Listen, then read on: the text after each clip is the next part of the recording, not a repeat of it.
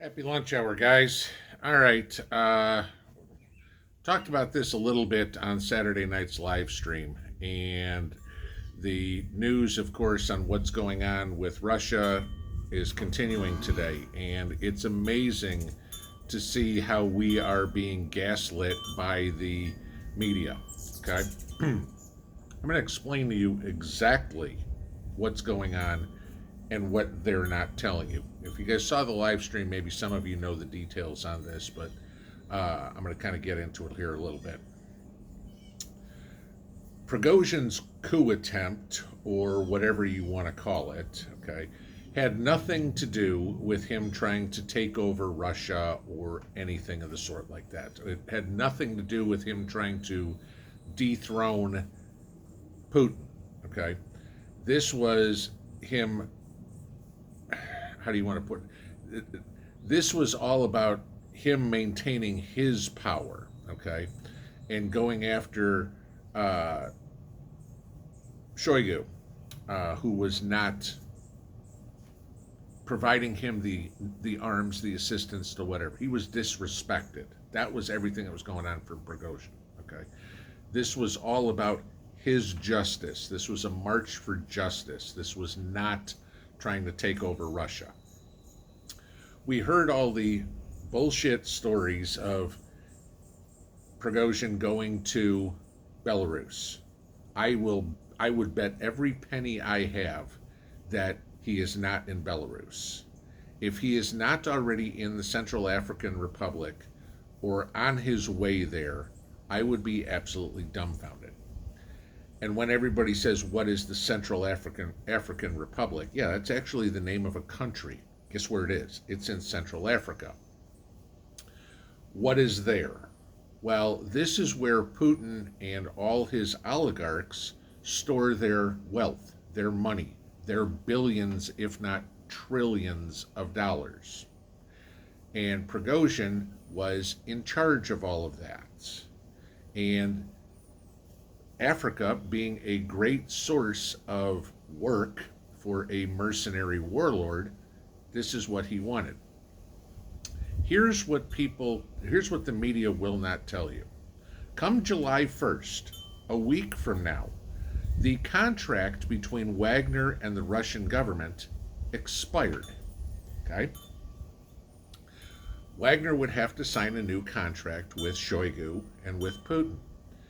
The deal is that Shoigu wants all control over Prigozhin's troops, all his military. Remember, these guys are a bunch of prisoners that have been let out. They're, career mercenaries, whatever it would be.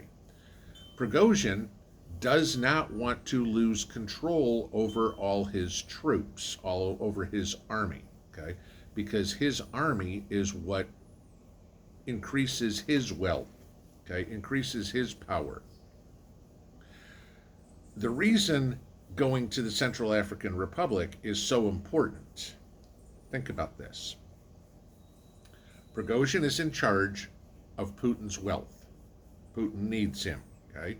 Because otherwise, somebody could come in and steal it. Not that there's not a whole lot of crime in Africa, right? You've got warlords and terrorists all over the place there. Okay, so Prigozhin is the one that's protecting Putin's wealth. He's got a poker chip. Okay. He also has the ability to work for whoever the highest paying government is, whether it's Bashar al-Assad or whoever, to make money, to kill people, to make money. This is what mercenaries do. This is what warlords do. So he's got a chip with Russia. He's got the potential to make a whole bunch of wealth. If you don't know anything about the Central African Republic, it is a very good depository, minerals in the earth, of gold and diamonds. Okay? So you have Prigozhin paying all these citizens of the Central African Republic, the natives, whatever you want to call them, okay, who are digging up this gold. There's video all over the place of these kids out there shoveling dirt and looking for flakes of gold. And they have to give it all to the Russians. And Prigozhin can sit there no problem and go, one for you, one for me. Okay? Because there's really no record of how much it is. Gee, we mined 62 ounces of gold today. 57 is what we'll report. Okay? But the big thing is his army. Prigozhin needs to keep his army. And that was what this whole March for Justice was. Because if Prigozhin doesn't have his army, he can't go out and make more money fighting these other wars with Syria or for Syria or any of the other battling tribes, if you will, in Africa. He has no way to protect Putin's wealth and all the rest of the oligarchs' wealth. And that way, that makes him a prime target for, we don't need you anymore. Okay? Remember the stories about all these billionaires who buy missile silos and turn them into bunkers and hire a bunch of Delta Force guys or Special Forces guys to protect them. And the Delta Force guys and the Special Forces guy go, what do we need this guy for? That's exactly what Prigozhin is thinking. He needs his army. His army protects him from Putin, from anybody else, from Shoigu, whatever. Shoigu wanted control over his army. That way, if Shoigu is deciding where they go, he moves them away from Prigozhin, and Prigozhin now cannot enrich himself or have any sort of power in the Russian government. Why is this important? Again, I go back to what's supposed to happen in August. August 22nd, August 24th is supposed to be when the BRICS currency rolls out. The BRICS currency, and we've talked about this for months, China, Russia, all these countries are buying gold on the open market like crazy. Okay? They're mining it, they're doing whatever it is, so that that currency is backed up by gold, which the dollar is not. What would you rather have? A currency that is backed by gold or a currency that's backed by Joe Biden's word? This is what they're counting on. This is the four-dimensional chess that they are playing, that our media is too clueless to figure out, and our government is too afraid to tell us about, because this is what's really going on. Prigozhin is saving his own skin and keeping his authority over something, because if Putin doesn't do what he wants, all it takes is a Bic lighter and all that money's gone for nothing, okay? Remember, this isn't being stored in banks or anything like this.